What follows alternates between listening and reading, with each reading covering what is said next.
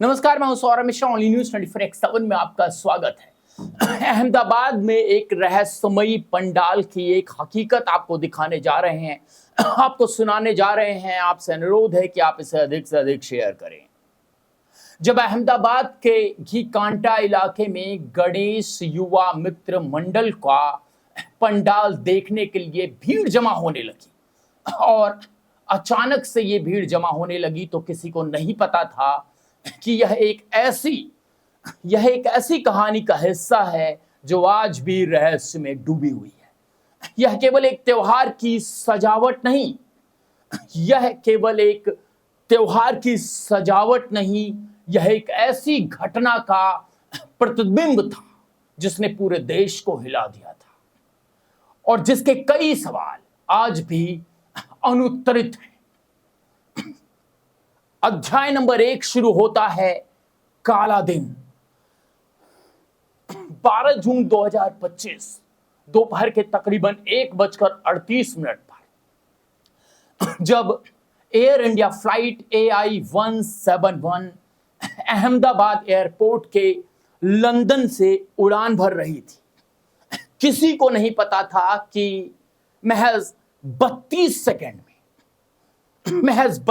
Second में वो हवा में ही रहेगी और 242 लोगों के साथ भरे इस बोइंग 7878 ड्रीम लाइनर में 169 भारतीय, 53 ब्रिटिश नागरिक और अन्य देश के लोग शामिल थे और विमान धू धू कर जल उठा, क्रैश हो गया। अब आप सोच रहे होंगे कि दरअसल हम इसे पंडाल से क्यों जोड़ रहे हैं, तो साहब सुनिए। विमान में बैठे ब्रिटिश नागरिक विश्वास कुमार रमेश को कैसे पता था कि वह अकेला जीवित बचेगा जब बाकी 241 लोग इस हादसे में मारे जाएंगे? सुनने में बड़ा अजीब सा लग रहा है, लेकिन स्टोरी जैसे ही आगे बढ़ेगी आपको सब समझ में आएगा। सीट नंबर 11A पर बैठे विश्वास ने बाद में बताया, टेक ऑफ के 30 सेकंड बाद एक तेज आवाज आई।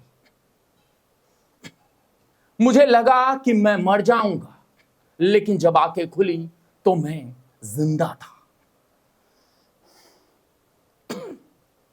लेकिन यह हादसा सिर्फ एक दुर्घटना थी या इसके पीछे कुछ और था?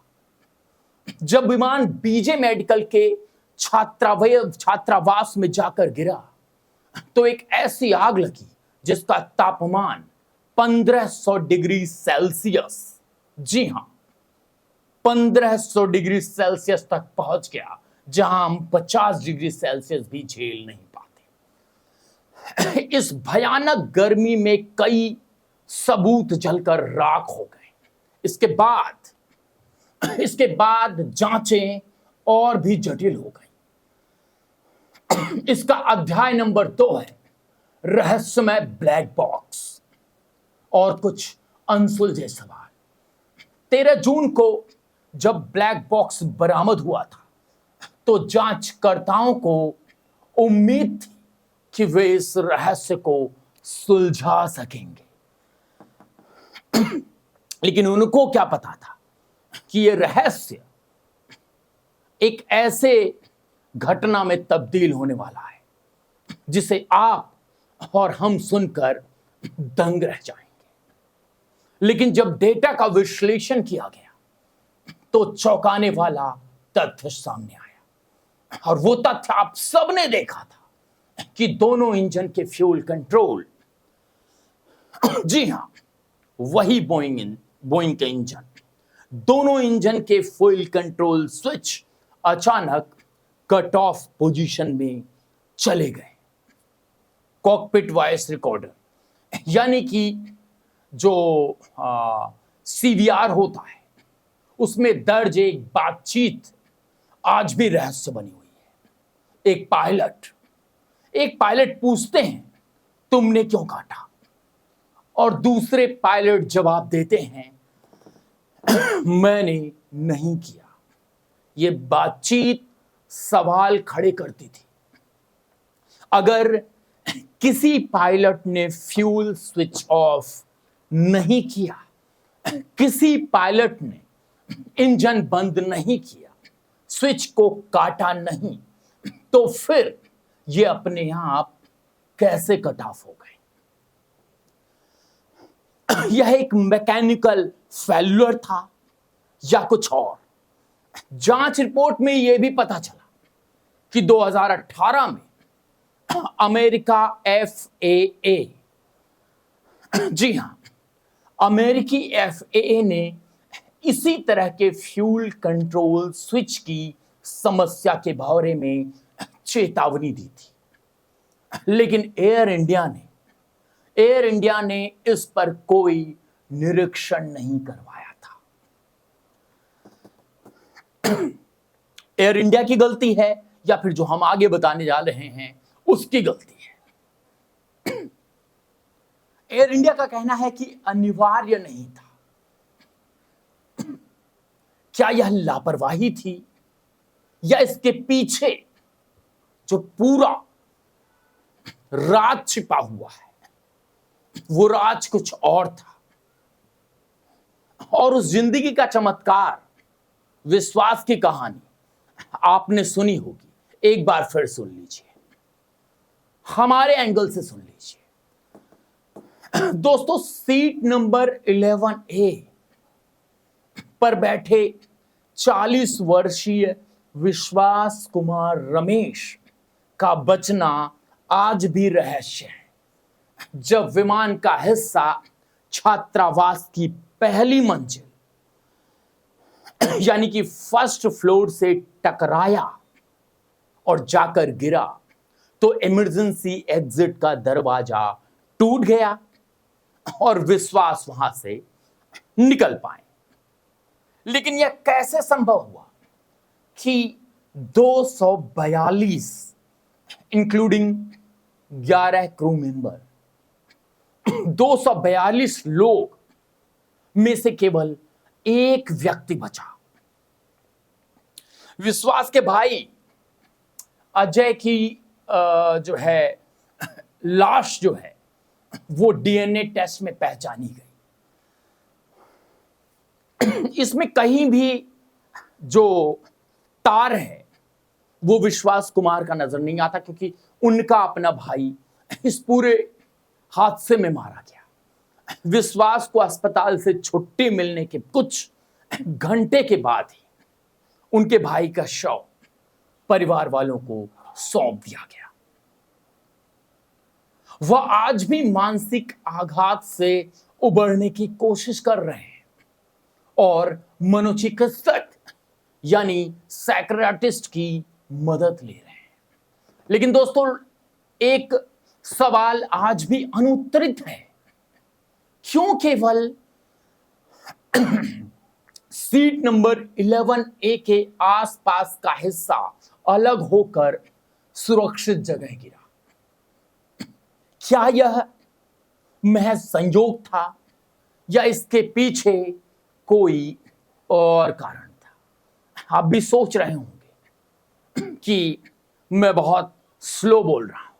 बहुत सारे लोग कमेंट्स में कई फिल्मों के डायलॉग लिखने लग जाएंगे, तमाम चीजें बोलने लग जाएंगे। लेकिन अब सबसे बड़ा विवादास्पद पंडाल सत्य या संवेदनहीनता। जब पूरे हादसे के 3 महीने कंप्लीट हो गए दोस्तों, 3 महीने के बाद गणेश चतुर्थी के दिन या कहें गणेश चतुर्थी के दौरान अहमदाबाद में एक ऐसा पंडाल बना जिसने पूरे देश में हंगामा मचा दिया। घी घाटा के, ये जगह है घी घाटा के गणेश युवा मित्र मंडल ने एयर इंडिया दुर्घटना को अपने पंडाल का विषय बनाया। काले तंबू के नीचे शोक का प्रतीक बीजे मेडिकल कॉलेज की जली हुई इमारत का कटआउट लगाया गया था। राहुल राजपूत मंडल के सदस्य ने बताया कि हमने दुर्घटना के 2-3 हफ्ते के बाद साइट का दौरा किया था, यहां तक फोटो ली थी, लेकिन क्या यह केवल श्रद्धांजलि थी या कुछ और, या फिर एक संदेश देने की कोशिश? पंडाल में गणेश जी और उनके मूषक, यानी कि जो चूहा होता है, उनके मूषक की मूर्तियां फायर फाइटर्स और 108 यानी 108 इमरजेंसी स्टाफ के रूप में सजी हुई थी। संगठनकर्ता चेतन राजपूत ने कहा, हमारा उद्देश्य पीड़ितों को श्रद्धांजलि देना और फ्रंट लाइन वॉरियर्स को सलाम करना है। उन्होंने कहा कि हम डीएनए टेस्टिंग प्रक्रिया को भी दिखाना चाहते थे, लेकिन जगह कम पड़ गई थी। दोस्तों, ये तो पूरी कहानी रही उस पंडाल की, लेकिन दूसरा पंडाल और बड़ा रहस्य। जी हां, एक पंडाल सस्ता है ऐसा, वहीं एक दूसरा भी पंडाल था जिसके बारे में आपको जानना चाहिए। दूसरा पंडाल बहुत कहें कि संवेदनशील, सारंग नगर में एक और पंडाल बनाया गया जिसमें थर्माकोल का हवाई जहाज का मॉडल प्रवेश द्वार पर लटकाया गया था। यहां छोटी गुड़ियों को पीड़ितों और बचावकर्ताओं के रूप में तैनात किया गया था। सोचिए मंजर, मैं इमेज भी दिखाता चलता हूं। सबसे रोचक बात यह थी कि एक गुड़िया को विश्वास यानी रमेश कुमार विश्वास के रूप में इमारत के बाहर रखा गया था। शिवम संगठनकर्ता ने समझाया कि यह विश्वास है हवाई जहाज दुर्घटना में एकमात्र जीवित बचे व्यक्ति, शायद ही कोई जानता, या फिर कह सकते हैं हाँ, शायद ही कोई जानता है कि वह कैसे बचे और कहां से निकले। उन्होंने कहा कि इसलिए हमने उन्हें बाहर रखा। यह स्टेटमेंट कई सवाल खड़े करता है। क्या ऑर्गेनाइजर के पास कोई ऐसी जानकारी थी? क्या जो ऑर्गेनाइज कर रहे थे उनके पास कोई ऐसी जानकारी थी जो आम जनता, हमारे और आपके पास नहीं थी? आपसे जब मैं ये बात कर रहा हूं तो आप भी सोचेंगे कि दरअसल मैं ये क्या बोल रहा हूं। लेकिन दोस्तों, यही नहीं रुकिए, सोशल मीडिया पर इसके बारे में खूब चर्चा हुई और सोशल मीडिया पर तूफान आ गया। जब इन पंडालों के वीडियो वायरल हुए, मुझे नहीं पता कि आप तक पहुंचे भी या नहीं, लेकिन जब सोशल मीडिया के ये वीडियो, माफ कीजिएगा, जब ये वीडियो सोशल मीडिया पर वायरल हुए तो सोशल मीडिया पर तूफान मच गया। एविएशन एनालिसिस विनम्र लोगानी ने इसे डीपली एक तरह से कहें कि डिजायर एक पेसफुल बताया और इसको डिजायर्ड पेसफुल करार दिया। लोगों ने कहा कि यह एक तरह से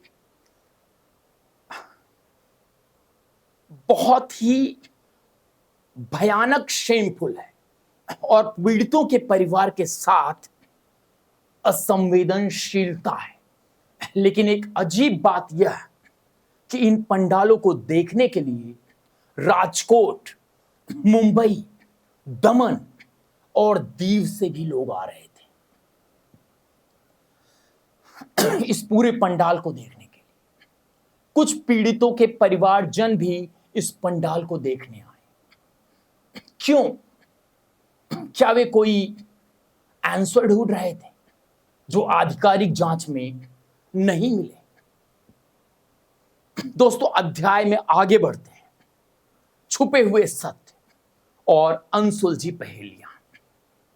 गुजरात सरकार ने इन पंडालों की प्रशंसा की और कहा कि वे राज्य और केंद्र सरकार तथा निजी संगठनों, यानी कि जो ये संगठन है, ये जिनको बना रहे हैं, उनको जो है ये काम का वो जो है जश्न मना रहे हैं। लेकिन यहां प्रशंसा क्यों?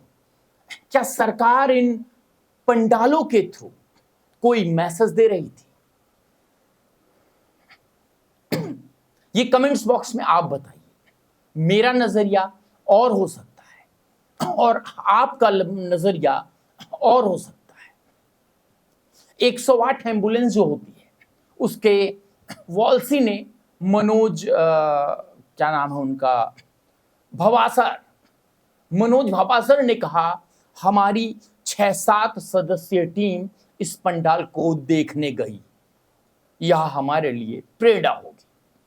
सकारात्मक नकारात्मक दृष्टि से इसको देखा जा रहा है। इमरजेंसी सर्विसेज के लिए यह क्यों आखिर प्रेरणा थी, मुझे जो है मैं आपको बताऊं तो ये मैं आप पर छोड़ता हूं। क्या वे सब कुछ देख रहे थे जो बाकी लोग नहीं समझ पा रहे थे? आपसे अनुरोध है कि आप इस वीडियो को देखें, शेयर करें। कमेंट्स बॉक्स में तो आप कुछ ना कुछ तो आज बोलेंगे ही, भले हमें गाली दें, लेकिन अधूरे सवाल और रहस्य का सच आज 3 महीने बाद भी कोई जो है जवाब लेकर नहीं आया है। कई सवाल अनुत्तरित हैं, इन्वेस्टिगेशन अभी भी जारी है, लेकिन कुछ बातें रहस्य में डूबी हुई हैं। क्यों फ्यूल कंट्रोल स्विचेस अपने आप कट ऑफ हो गए? क्यों केवल विश्वास ही बच पाए?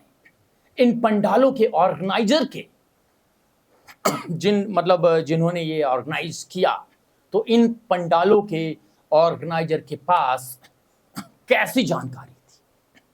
जब रात में ये पंडाल रोशनी में डूब रहे थे और रोशनी से नहा रहे थे और भक्तों की कतारें रात 2 बजे तक चलती रही, तो लगता है जैसे कि ये केवल श्रद्धांजलि नहीं, बल्कि एक साइलेंट मैसेज दे रही है।